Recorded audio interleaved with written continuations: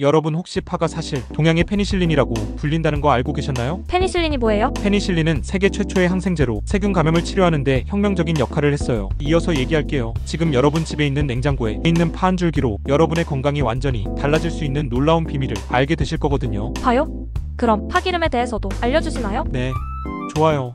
파기름도 정말 중요하죠. 구독 안 하신 분들 계실까요? 구독과 좋아요 먼저 꾹 눌러주세요. 지금부터 파의 진실 같이 알아봐요. 가장 충격적인 건 우리가 평생 그냥 고명이라고 생각했던 파가 사실은 5000년 전 고대 이집트 피라미드 건설 노동자들이 필수 영양식이었다는 거예요. 잠깐만요. 피라미드 지을 때 파를 먹었다고요? 그럼 파가 힘을 주는 음식이었나요? 맞아요. 고된 노동을 하면서 감염을 막고 체력을 보충하기 위해 파를 꼭 챙겨 먹었어요. 그리고 우리나라에도 삼국시대부터 들어와서 지금까지 사랑받고 있죠. 삼국시대라면 정말 오래됐네요. 그럼 파도 역사가 있는 음식이구나. 그런데 더 놀라운 건 파에 들어있는 알리신이라는 성분이 항생제와 비슷한 효과를 낸다는 거예요. 마늘에도 있는 성분인데 세균과 바이러스를 물리치는 천연 항생제 역할을 해요. 그래서 감기 걸렸을 때 파죽 먹으라고 하는 거구나. 어머니가 맨날 그러셨는데 다 이유가 있었네요. 맞아요. 그리고 파에는 비타민C가 레몬보다 많이 들어있다는 거 알고 계셨어요? 헉, 진짜요? 그럼 파만 먹어도 비타민C 충분한 거예요? 중간 크기 파 한 대당 하루 필요 비타민C 30%나 들어있어요. 게다가 칼륨도 풍부해서 혈압 조절과 부종 완화에도 도움이 돼요. 우와, 파가 이렇게 영양 덩어리였나요? 그럼 매일 먹어도 되겠네요. 당연하죠. 하지만 파에도 종류가 여러 가지예요. 대파, 쪽파, 실파 각각 맛도 영양도 달라요. 어떻게 다른지 궁금해요. 대파는 흰 밑동 부분이 굵고 매운맛이 강해서 국물 요리나 볶음에 좋아요. 쪽파는 잎부분이 많고 상큼한 맛이라 김치나 무침에 최고예요. 실파는 가장 얇고 부드러워서 계란찜이나 고명용으로 써요. 각각 쓰임새가 다르구나. 저는 그냥 파는 파인 줄 알았는데. 그리고 파를 먹는 방법에 따라 영양소 흡수가 달라져요. 생으로 먹으면 비타민C는 많이 얻지만 매워서 위에 자극을 줄 수 있고, 살짝 데치거나 볶으면 알리신은 조금 줄어들지만 소화가 훨씬 편해져요. 그럼 어떻게 먹는 게 제일 좋아요? 용도에 따라 다르게 드세요.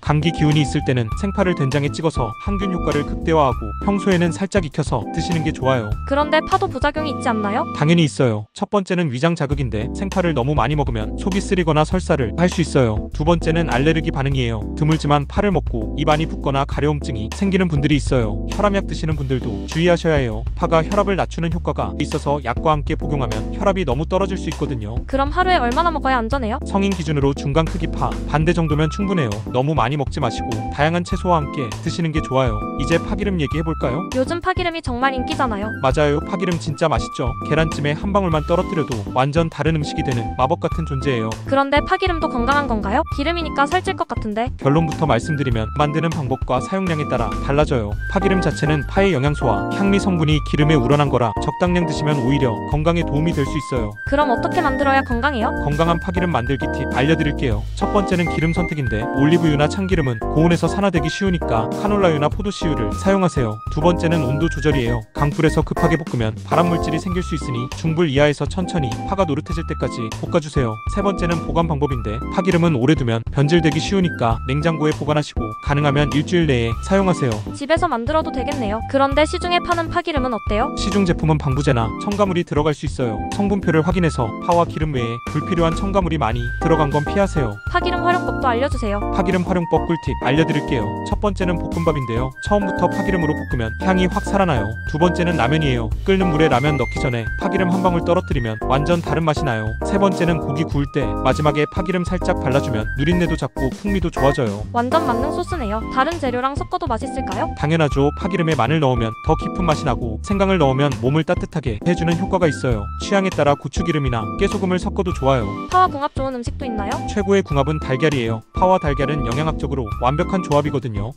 파의 비타민C가 달걀의 철분 흡수를 도와주고, 달걀의 단백질이 파의 항산화 성분을 안정화시켜줘요. 두 번째는 두부예요. 두부의 단백질과 파의 비타민이 만나면 면역력 강화에 최고죠. 세 번째는 돼지고기인데, 돼지고기의 비타민 B1과 파의 알리신이 결합하면 피로 회복에 탁월한 효과가 있어요. 그래서 돼지불고기에 파가 들어가는 거구나. 선조들의 지혜였네요. 맞아요. 반대로 피해야 할 조합도 있어요. 파와 꿀은 함께 먹지 마세요.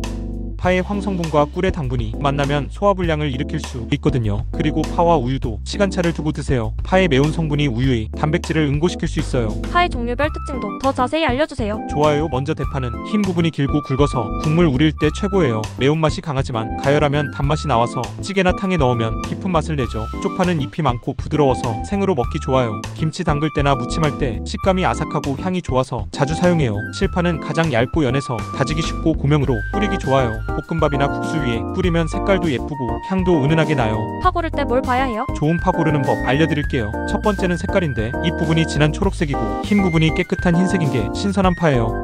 두 번째는 탄력성이에요. 살짝 눌러봤을 때 탄력이 있고 단단한 게 좋아요. 물렁하거나 쭈글쭈글한 건 오래된 거예요. 세 번째는 뿌리 부분을 확인하세요. 뿌리가 하얗고 촉촉한 게 갓 수확한 파고 말라있거나 갈색으로 변한 건 피하세요. 보관은 어떻게 해야 해요? 파 보관법도 중요해요. 냉장고 야채칸에 보관하되 신문지나 키친타월로 감싸서 세워서 보관하세요. 눕혀서 보관하면 쉽게 시들어요. 물에 담가 놓으면 더 오래가지만 물을 자주 갈아줘야 해요.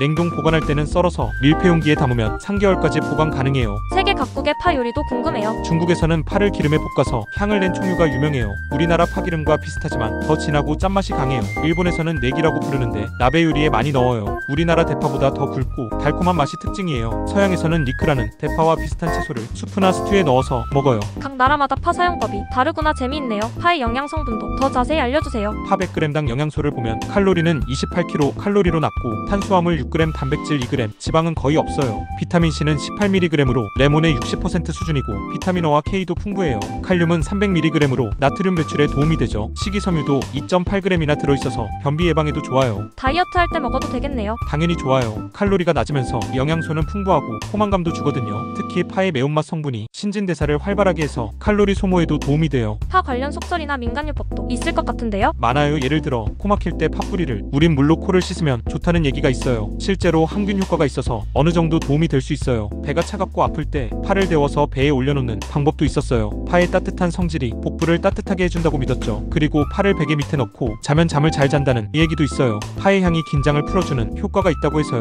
정말 다양한 활용법이 있네요. 마지막으로 파 재배는 어렵나요? 집에서도 기를 수 있을까요? 파는 생명력이 강해서 집에서도 충분히 기를 수 있어요. 팥뿌리를 물에 담가두면 며칠 만에 새싹이 나와요. 화분에 심거나 베란다 텃밭에서도 잘 자라고 한번 심으면 계속 잘라서 먹을 수 있어서 경제적이기도 해요. 씨앗부터 기르려면 3개월 정도 걸리지만 팥뿌리 심으면 2주 만에 먹을 만큼 자라요. 집에서 파 기르기 도전해봐야겠어요. 그런데 파기름 만드는 법 한 번 더 정리해주세요. 파기름 레시피 알려드릴게요. 파 2대를 깨끗이 씻어서 송송 썰어주세요. 팬에 식용유 3큰술 정도 넣고 중불에서 천천히 가열해요. 파가 노릇해지고 향이 올라오면 불을 끄고 식혀서 밀폐 용기에 담아 냉장 보관하세요. 정말 간단하죠? 이거면 오늘 당장 만들 수 있겠어요. 그런데 주의할 점이 있어요. 파기름 만들 때 타지 않게 조심하세요. 타면 쓴맛이 나서 음식 맛을 해칠 수 있어요. 그리고 만든 파기름은 일주일 내에 사용하시고 냉장고에서 꺼낸 후 상온에 30분 정도 두면 더 부드럽게 사용할 수 있어요. 오늘 파 이야기 정말 유익했어요. 그냥 고명인 줄 알았는데 이렇게 대단한 음식이었다니. 맞아요. 파는 단순한 향신채가 아니라 5000년 역사를 가진 완전한 건강식품이에요. 항균 효과의 비타민까지 게다가 맛까지 책임지는 정말 고마운 채소죠. 앞으로는 파를 대충 넣지 말고